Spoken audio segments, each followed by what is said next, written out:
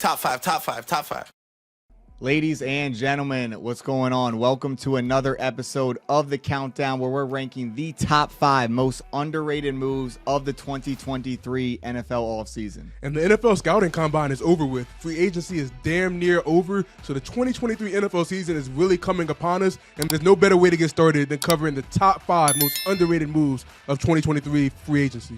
That's right. These moves aren't necessarily the biggest moves, the most impactful moves, but best bang for your buck kind of moves, most value across the board, moves that are going under the radar but might have a huge impact when the season actually begins. And before we get into the countdown, go check out Fan Gear Nation for some great jerseys. Not only do they got jerseys, but they got canvases for the wall, shirts, sweatshirts, and all of this for the low. But don't worry, we still got y'all with a discount code. That's right. This is PSO's official merchandise partner, so you can use code PSO15 for 15% off your first order. So go type in fangearnation.com while those low prices are still available. Support your favorite squad and save a good amount of money while doing it. And now, back to the countdown.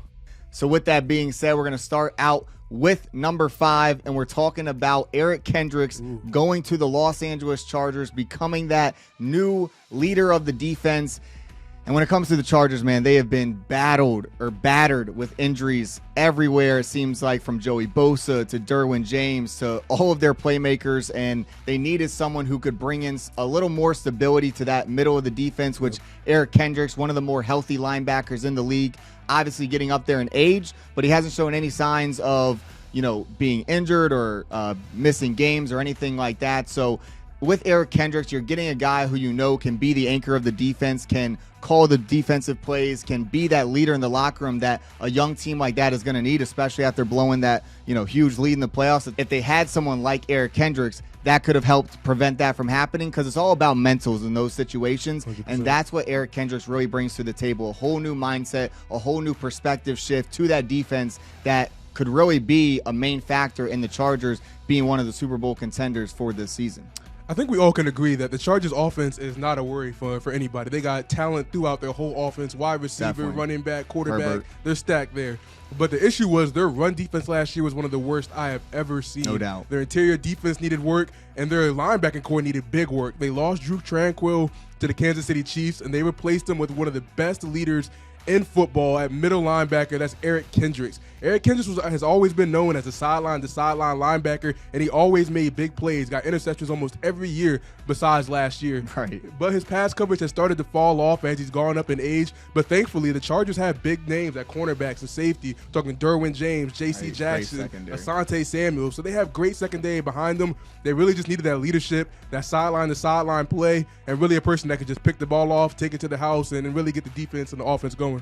Yeah, so adding that veteran could really be a jolt in them. And then moving on to number 4, we have another player from the Minnesota Vikings finding a new team in the Pittsburgh Steelers with Patty P, Brandon. Patty P. What a resurgent year for Patty P. The Vikings changed head coaches, which means their defensive scheme changed. And we saw the Vikings run zone more than any team in the NFL, and Patrick Peterson thrived off it. I think he gave up less than 550 receiving yards at the age of 32, and now he shifts to a Pittsburgh defense that ran some of the most man coverage of any team last year. So it's going to be interesting to see Patty P dial the clock back even a little bit more to playing great man coverage on a team that desperately needs him as a number 1 cornerback. But if there's anybody up for the task, it's Patrick Peterson.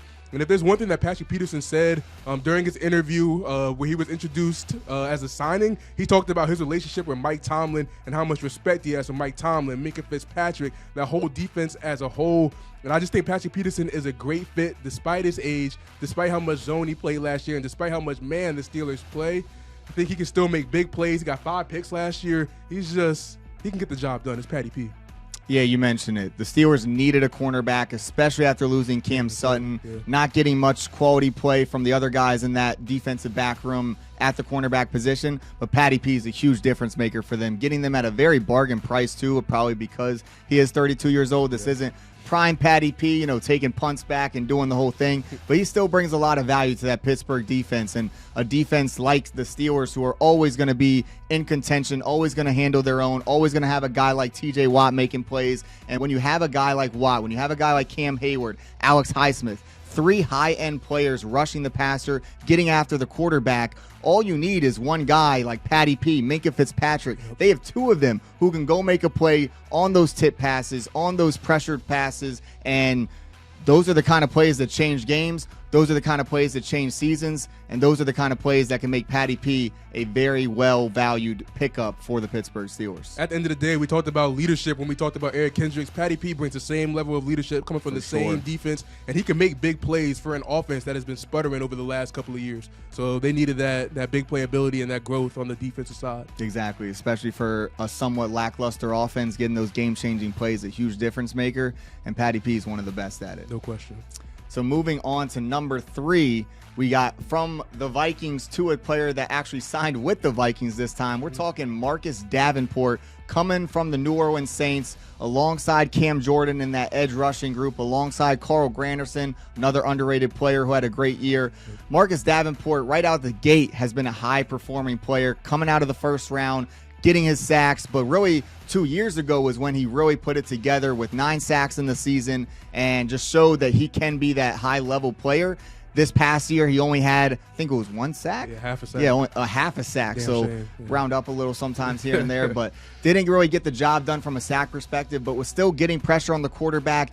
The big thing with Davenport has been injuries. He's only had, I think, 1 season where he's played more than 13 games, and that was this past season. So at least he's coming off his healthiest year, but that's why he only took a 1-year deal, and people were projecting him to sign for 5 years or $40 million or whatever it was, but he ended up coming to the Minnesota at kind of a bargain deal. And when you talk about the Vikings, you have to talk about how that defense really let them down last year. They were one of the more surprising teams, one of the better teams, because that offense was high-flying with Justin Jefferson and Dalvin Cook always seeming to take it to the house and putting points on the board. But then their defense would allow points on the very next possession, and that's something that we can't see this year. And Marcus Davenport's going to be a big reason why, because he's bringing a big force on the other side of the edge from Danielle Hunter, who forms one of the better twosomes when it comes to the edge rushing duo. Yeah, like you said, Rob, I mean, he had 9 sacks 2 years ago, only played 11 games that year, but you really saw the ability and the growth and everything that Marcus Davenport can do, which is why he was a first-round pick. He came out of a small school at UTSA, but I believe he's like 6'8", has very long arms. He's a great, phenomenal run defense as an edge. He gets good pressure, like Rob said, from the edge as well. We're just not seeing big numbers from him, but that doesn't mean he's not affecting the game at a high level. Right. And unfortunately, last year he only had half a sack, and he played the most games he's ever played in his entire career. But because he has only played over 500 snaps once, that's why he got a 1-year, $10 million deal. I mean, we're talking about a player that's a 4-year, $50 million guy, but he got put on a 1-year, $10 million deal by Minnesota. I think this is an amazing flyer for Minnesota. Obviously, they still have Danielle Hunter, and they have Zadarius Smith, who is likely to get cut at this point. Yeah, might get cut by the time this comes out. Exactly.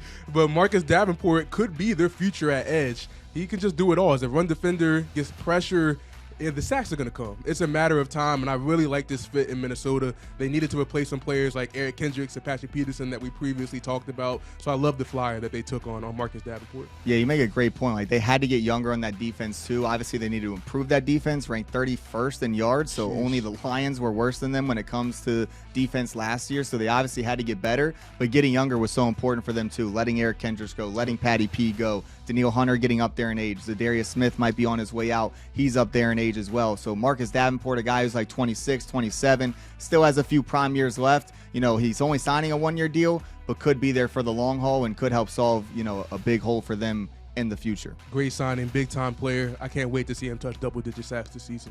That's right. And on to number 2, instead of talking defense like we had the last 3 of them, we're going on to offense with Jamal Williams leading the NFL in rushing touchdowns last year, Brandon. 17 rushing touchdowns from Jamal Williams. More than his entire career. I think he played 5 years before that. More than all of that combined. We're talking 17 touchdowns. That's actually insane from Jamal Williams. He was in a crowded backfield with DeAndre Swift, wound up prevailing, as you saw, 17 touchdowns. And now he's going to have to do the same thing in New Orleans. Obviously, Alvin Kamara is going through some type of legal battle. We might see him out 4 games, 6 games, who knows. But they made a great signing by signing Jamal Williams, who can help out Derek Carr in his first year as he transitions to New Orleans and can really take off the load for that offense that struggled over the last couple of years. And if there's one thing about Jamal Williams, he gets north and south. He's not going east and west. He's a one-cut back that's going up the field, trying to get 4 or 5 yards, trying to get in the end zone, get the job done. Very trucking similar. dudes. Yeah. Very similar to the way that Taysom Hill runs the ball. Obviously, he doesn't have the size and the height of Taysom Hill, but I mean, they could do two very similar things, and that could be a scary backfield combo. It's going to be interesting when we see Alvin Kamara return, but at the end of the day, I think it's a great signing to get him for $4 million a year over the next 3 years, provides insurance behind Alvin Kamara, obviously behind Taysom Hill. I just love the move from New Orleans as they try to progress into the next phase behind Derek Carr. Yeah, you factor in Kamara, you factor in Taysom Hill, add in Jamal Williams. That's going to be an interesting backfield.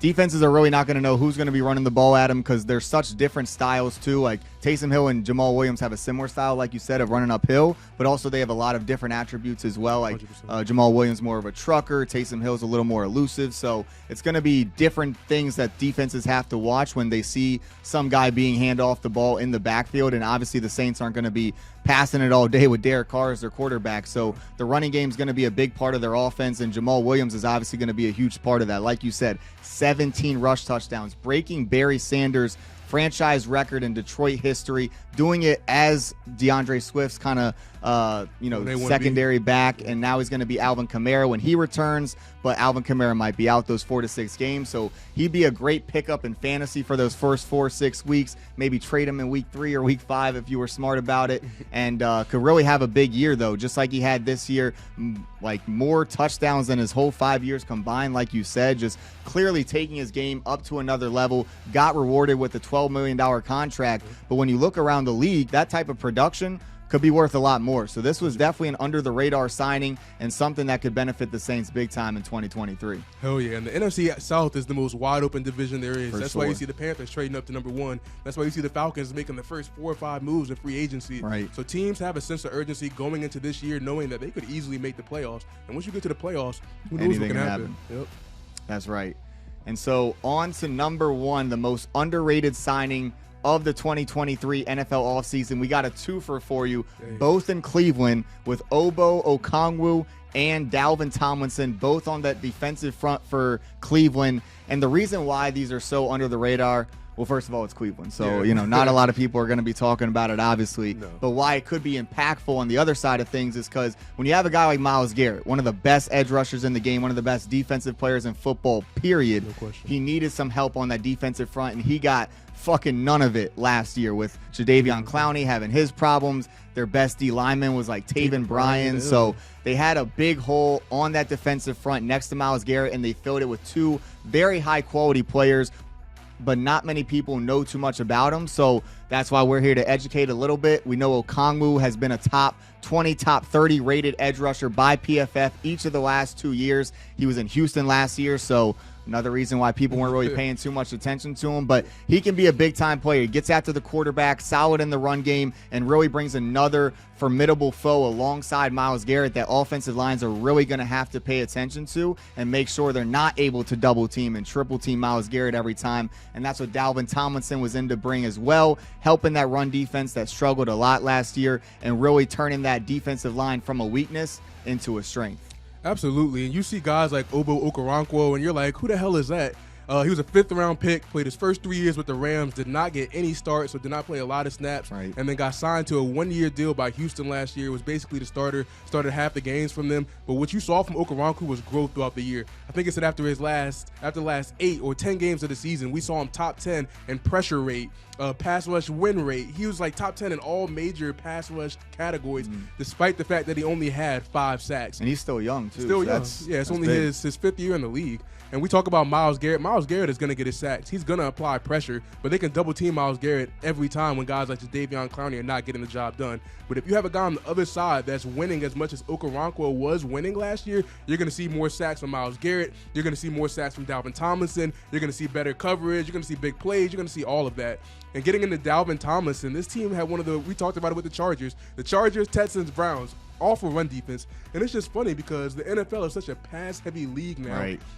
And you got these three teams getting dominated in the run game. Teams just running it down their throat, and they had to revamp that defensive line. Get rid of guys like Taven Bryan, Jordan Elliott, get them out of here. And they brought in Dalvin Tomlinson, and we see the defensive line market skyrocket. So we got a 4-year, $57 million deal, but he's 100% worth every single dollar because of his run-stopping prowess. Because they got good linebackers. You talk about Sione Takitaki, you talk about JOK, Jeremiah Owusu-Koramoah. They got good players at corner. This Browns team could be very good. They just couldn't stop the run, and they just got poor quarterback play from Deshaun Watson. And what's the call was all right. Jacoby Brissett was all right. So, I mean, if they can figure things out with Deshaun Watson and get another receiver, this team could be a problem in the AFC. Yeah, and Dalvin Tomlinson was really the only player on this list to kind of sign a bigger deal, like you said, $57 million. But when you pair it with Obo Okoronkwo, and when you talk about Cleveland, not many people are talking about this move. So it's been going under the radar, which is why it qualifies still as underrated, because he could be worth every penny, like you said, be worth even more than that, and really prove this deal to be a bargain and show and be a big part of why Cleveland gets back into the playoffs. And we talk about Cleveland. Like, Cleveland's a team, like Rob said, that nobody really talks about. When you think about the offensive side of the ball, they got the quarterback, they got the running back, they damn sure got the offensive line. If they get another wide receiver, that offense is scary. And the biggest holes on this team was D-tackle and edge, and they covered that with value signings that can definitely produce at a high level. Really love the offseason from Cleveland, and it's just getting started. We still got the draft coming up.